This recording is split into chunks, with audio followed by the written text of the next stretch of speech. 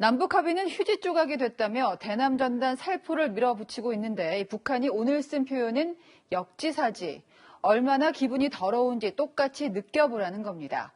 공교롭게도 역지사지는 문재인 대통령이 남북 관계를 언급할 때 자주 쓰던 표현이었죠. 최선 기자입니다. 오늘은 북한의 통일전선부가 나섰습니다. 북한의 대남 전단 살포를 남북 합의 위반이라고 비판한 우리 정부를 적반하장이라며 맹비난한 겁니다. 낯이 뜨겁지도 않은지 묻지 않을 수 없다. 그 뻔뻔함에 대해 말한다면 보기 드문 특급 철면 피안들이 아니라 할 수 없다. 휴지장이 되어버린 남북 합의에 대해 더 이상 논하지 말라며 대남 전단 살포를 강행하겠다고 했습니다. 남조선 당국자들이 늘상 입에 달고 사는 역지사지의 입장에서 똑같이 한번 제대로 당해봐야 얼마나 기분 더러운 것인지 똑똑히 알게 될 것이다. 역지사지라는 단어는 문재인 대통령이 남북 관계 언급 때 자주 사용한 표현입니다. 김정은 위원장과 나에게는 신뢰와 우정이 있습니다. 역지사지의 자세로 서로를 이해하고 배려한다면 넘어서지 못할 어려움은 없을 것입니다. 유리그릇을 다루듯 조심스럽게 서로 상대방의 입장을 헤아리고 역지사지하는 지혜와 진정성을 가져야 할 것입니다. 문 대통령의 얼굴을 넣은 대남 전단에 오물까지 쌓아 공개한 북한이 문 대통령을 겨냥하고 있다는 해석이 나옵니다. 북한은 또 러시아 주재 대사관 보도문을 통해 전략미사일과 핵무기를 갖고 있고 위협하면 누구라도 가차없이 징벌할 것이라고 주장했습니다. 채널A 뉴스 최선입니다. 미국은 일단 당근을 줄 생각이 없어 보입니다. 대신에 채찍으로 들고 나온 게 B-52 전략 폭격기입니다. 한반도 인근으로 잇따라 출격시키고 있습니다. 김윤수 기자입니다. 미국 태평양 공군사령부가 B-52 전략 폭격기 2대의 한반도 인근 비행 사실을 어제 공개했습니다. 지난 17일에는 B-52 2대가 일본 항공자위대 전투기 등과 장거리 호위 및 요격 훈련을 벌였습니다. 이틀 간격으로 출격하고 이를 스스로 공개했는데 이례적이라는 평가입니다. 미국은 2018년 싱가포르 북미 정상회담 이후 전략 폭격기 등 전략자산 투입을 자제해왔습니다. 북한이 비핵화 협상 시한을 연말로 못 박았던 지난해 10월에도 B-52가 한반도 상공으로 날아왔지만 공개하지는 않았습니다. B-52 전략 폭격기는 대륙간 탄도미사일 ICBM, 핵미사일 발사가 가능한 잠수함과 함께 3대 해구산으로 꼽히는 전략 자산입니다.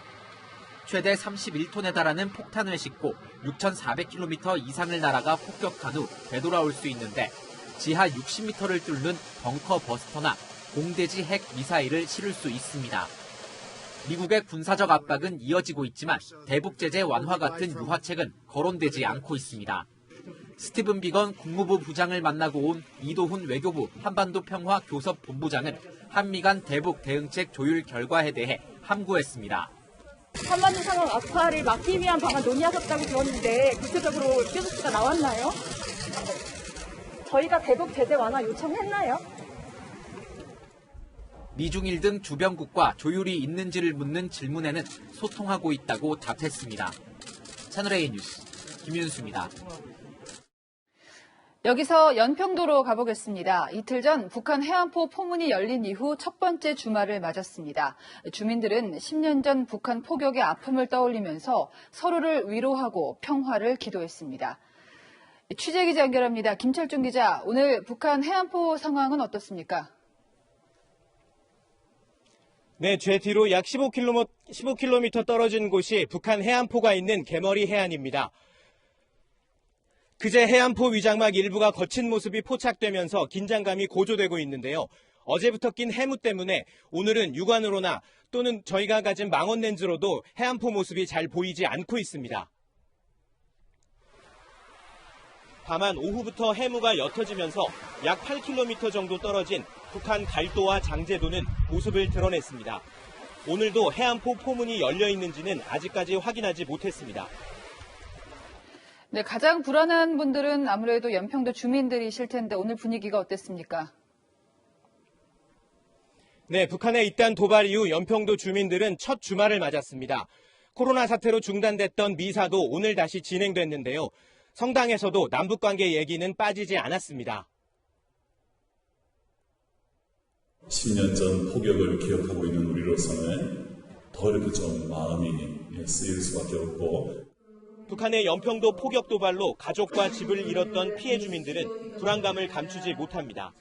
10년 전에 저 집도 북에서 폭격하고 안전이 소멸도 없었어요.